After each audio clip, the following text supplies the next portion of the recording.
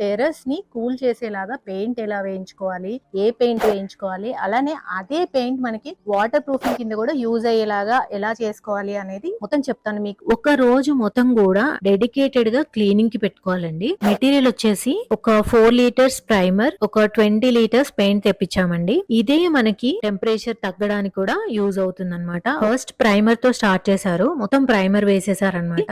ఈ పుట్టిలో water add చేసేసి ఎక్కడైతే క్రాక్స్ ఉన్నాయో అవన్నీ కూడా కవర్ చేసేస్తారు. ఇది మనకి ప్రైమర్ వేసిన తర్వాత అయినా చేయొచ్చు, ప్రైమర్ కి ముందైనా చేయొచ్చు. 20 లీటర్స్ ఈ ఏషియన్ పెయింట్స్ ది 7,800 పడిందండి. అండ్ ప్రైమర్ వచ్చేసి 3,000 వరకు పడింది. ఎక్స్ట్రా బ్రషెస్, రోలర్స్, పుట్టి, ఇంకా కొన్ని క్లీనింగ్ బ్రషెస్ ఇంకొక 1,000 వరకు అయ్యాయి అనమాట. ఇంకా ఇదంతా వేసిన తర్వాత అండి 3 డేస్ వరకు ఎలాంటి వాటర్ పడకుండా చూసుకోవాలి. పీక్ సమ్మర్ వచ్చిన తర్వాత ఎలా ఉంటది అనేది చూడాలి. సో ఓకే అండి, మళ్ళీ రేపు కలుద్దాం. Take care, by.